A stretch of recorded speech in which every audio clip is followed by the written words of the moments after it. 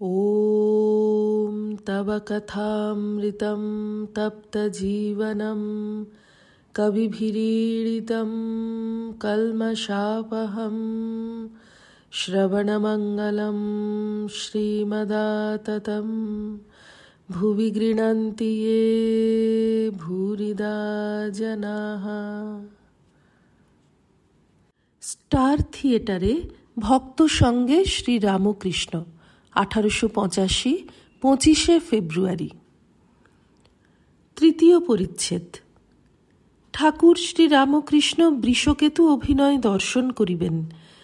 Beadon স্ট্রিটে যেখানে পরে মনমোহন থিয়েটার হয়, পূর্বে সেই মঞ্চে স্টার থিয়েটার অভিনয় হইত। থিয়েটারে আসিয়া বক্সে দক্ষিণাস্য হইয়া বসিয়াছেন। মাস্টার প্রভৃতি ভক্তেরা কাছেই বসিয়াছেন। ঠাকুর শ্রী রামকৃষ্ণ মাস্টারের প্রতি, নরেন্দ্র এসেছে? মাস্টার, আজ্ঞে হ্যাঁ। অভিনয় হইতেছে। কর্ণ ও পদ্মাবতী করাত দুই দিকে দুইজন ধরিয়া বৃষকেতুকে বলিদান করিলেন। পদ্মাবতী কাঁদিতে কাঁদিতে মাংস রন্ধন করিলেন। বৃদ্ধ ব্রাহ্মণ অতিথি আনন্দ করিতে করিতে কর্ণকে বলিতেছেন, এইবার এসো, আমরা একসঙ্গে বসে রান্না মাংস খাই। অভিনয়ে কর্ণ বলিতেছেন, তা আমি পারব না, পুত্রের মাংস খেতে পারব না। একজন ভক্ত সহানুভূতি ব্যঞ্জক অস্ফুট আর্তনাদ করিলেন। ঠাকুরও সেই সঙ্গে দুঃখ প্রকাশ করিলেন। অভিনয় সমাপ্ত হইলে ঠাকুর রঙ্গমঞ্চের বিশ্রাম ঘরে গিয়া উপস্থিত হইলেন। গিরিশ, নরেন্দ্র প্রভৃতি ভক্তেরা বসিয়া আছেন। শ্রী রামকৃষ্ণ ঘরে প্রবেশ করিয়া নরেন্দ্রর কাছে গিয়া দাঁড়াইলেন ও বলিলেন, আমি এসেছি। ঠাকুর উপবেশন করিয়াছেন। এখনো ঐকতান বাদ্যের শব্দ শোনা যাইতেছে। শ্রী রামকৃষ্ণ ভক্তদের প্রতি, এই বাজনা শুনে আমার আনন্দ হচ্ছে। সেখানে সানাই বাজত, আমি ভাবাবিষ্ট হয়ে যেতাম। একজন সাধু আমার অবস্থা দেখে বলতো, এসব ব্রহ্মজ্ঞানের লক্ষণ। কনসার্ট থামিয়া গেলে শ্রী রামকৃষ্ণ আবার কথা কহিতেছেন। শ্রী রামকৃষ্ণ গিরিশের প্রতি, এ কি তোমার থিয়েটার না তোমাদের? গিরিশ, আজ্ঞা আমাদের।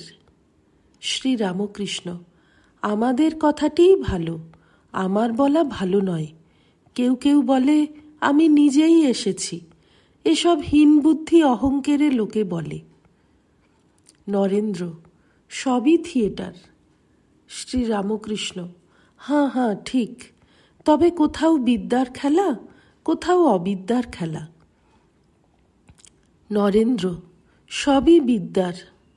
শ্রী রামকৃষ্ণ, হাঁ হাঁ, তবে উটি ব্রহ্মজ্ঞানে হয়। ভক্তি ভক্তের পক্ষে দুইই আছে, বিদ্যা মায়া, অবিদ্যা মায়া। তুই একটু গান গা। নরেন্দ্র গান গাহিতেছেন। চিদানন্দ সিন্ধু নীরে প্রেমানন্দের লহরী, মহাভাব রাসলীলা কি মাধুরী মরি মরি।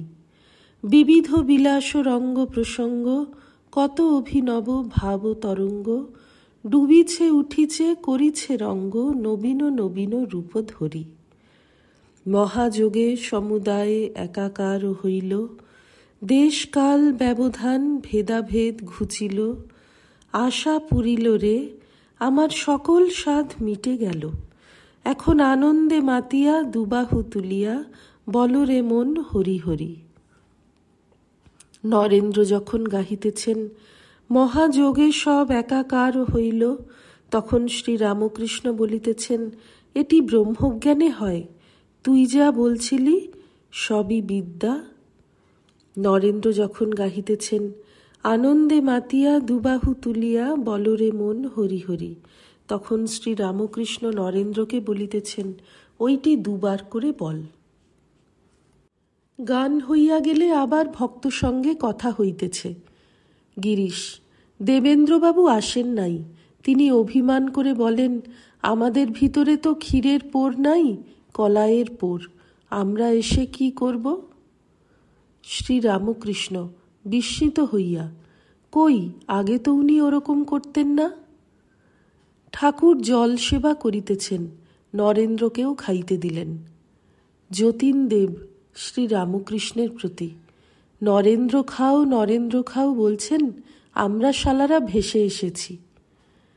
যতীনকে ঠাকুর খুব ভালোবাসেন। তিনি দক্ষিণেশ্বরে গিয়া মাঝে মাঝে দর্শন করেন, কখনো কখনো রাত্রেও সেখানে গিয়া থাকেন। তিনি শোভাবাজারের রাজাদের বাড়ির ছেলে। শ্রী রামকৃষ্ণ নরেন্দ্রের প্রতি সহাস্যে, ওরে তোর কথাই বলছে। ঠাকুর হাসিতে হাসিতে যতীনের থুঁতি ধরে আদর করিতে করিতে বলিলেন, সেখানে যাস, গিয়ে খাস, অর্থাৎ দক্ষিণেশ্বরে যাস। ঠাকুর আবার বিবাহ বিভ্রাট অভিনয় শুনিবেন, বক্সে গিয়ে বসিলেন। ঝির কথাবার্তা শুনে হাসিতে লাগিলেন। খানিকক্ষণ শুনিয়া অন্যমনস্ক হইলেন, মাস্টারের সহিত আস্তে আস্তে কথা কহিতেছেন।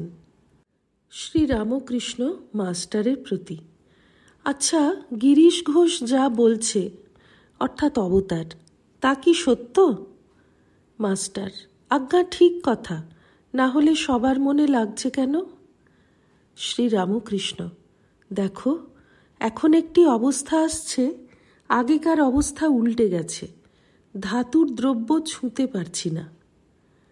মাস্টার অবাক হইয়া শুনিতেছেন। শ্রী রামকৃষ্ণ, এই যে নূতন অবস্থা, এর একটি খুব গুহ্য মানে আছে। ঠাকুর ধাতু স্পর্শ করিতে পারিতেছেন না, অবতার বুঝি মায়ার ঐশ্বর্য কিছুই ভোগ করেন না, তাই কি ঠাকুর এইসব কথা বলিতেছেন?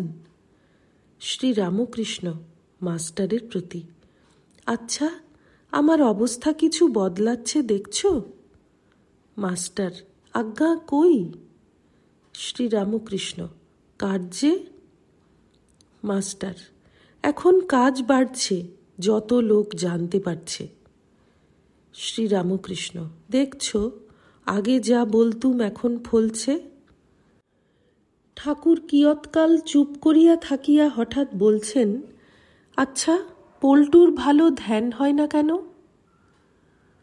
এইবার ঠাকুরের দক্ষিণেশ্বর যাইবার উদ্যোগ হইতেছে। ঠাকুর কোনো ভক্তের কাছে গিরিশের সম্বন্ধে বলেছিলেন, রসুন গোলা বাটি হাজার ধৌ, রসুনের গন্ধ কি একেবারে যায়? গিরিশও তাই মনে মনে অভিমান করিয়াছেন। যাইবার সময় গিরিশ ঠাকুরকে কিছু নিবেদন করিতেছেন। গিরিশ শ্রী রামকৃষ্ণের প্রতি, রসুনের গন্ধ কি যাবে? শ্রী রামকৃষ্ণ, যাবে। গিরিশ, তবে বললেন যাবে? শ্রী রামকৃষ্ণ, অত আগুন জ্বললে গন্ধপন্ধ পালিয়ে যায়। রসুনের বাটি পুড়িয়ে নিলে আর গন্ধ থাকে না, নূতন হাঁড়ি হয়ে যায়। যে বলে আমার হবে না, তার হয় না। মুক্ত অভিমানে মুক্তই হয়, আর বদ্ধ অভিমানে বদ্ধই হয়। যে জোর করে বলে আমি মুক্ত হয়েছি, সে মুক্তই হয়। যে রাত দিন আমি বদ্ধ বলে, সে বদ্ধই হয়ে যায়। দক্ষিণেশ্বর মন্দিরে ভক্ত সঙ্গে শ্রী রামকৃষ্ণ, প্রথম পরিচ্ছেদ। আজ দোল যাত্রা, শ্রী শ্রী মহাপ্রভুর জন্মদিন 19শে ফাল্গুন, পূর্ণিমা, রবিবার, 1 মার্চ 1885। শ্রী রামকৃষ্ণ ঘরের মধ্যে ছোট খাটটিতে বসিয়া সমাধিস্থ। ভক্তেরা মেঝেতে বসিয়া আছেন, এক দৃষ্টে তাহাকে দেখিতেছেন। মহিমাচরণ, রাম, মনমোহন, নবাই চৈতন্য, মাস্টার প্রভৃতি অনেকে বসিয়া আছেন। ভক্তেরা এক দৃষ্টে দেখিতেছেন। সমাধি ভঙ্গ হইল, ভাবের পূর্ণ মাত্রা। ঠাকুর মহিমাচরণকে বলিতেছেন, বাবু, হরিভক্তির কথা। মহিমা, আরাধিত यदि हरिस तपसा ततः किम, नाराधितो यदि हरिस तपसा ततः किम, अंतर्बहिर यदि हरिस तपसा ततः किम, नान्तर्बहिर यदि हरिस तपसा ततः किम, विरम विरम ब्रह्मन् किं तपस्या सुवत्स, ब्रज ब्रज द्विज शीघ्रं शंकरं ज्ञान सिंधुं, लभ लभ हरिभक्तिं वैष्णवोक्तां सुपक्वां, ভব নিগড় নিবন্ধচ্ছেদনিম কর্তরিঞ্চ। নারদ পঞ্চরাত্রে আছে। নারদ তপস্যা করছিলেন। দৈববাণী হল, হরিকে যদি আরাধনা করা যায় তাহলে তপস্যার কি প্রয়োজন, আর হরিকে যদি না আরাধনা করা হয় তাহলেই বা তপস্যার কি প্রয়োজন। হরি যদি অন্তরে বাহিরে থাকেন তাহলেই বা তপস্যার কি প্রয়োজন, আর যদি অন্তরে বাহিরে না থাকেন তাহলেই বা তপস্যার কি প্রয়োজন। অতএব হে ব্রহ্মণ, বিরত হও বৎস, তপস্যার কি প্রয়োজন। জ্ঞান সিন্ধু শঙ্করের কাছে গমন করো।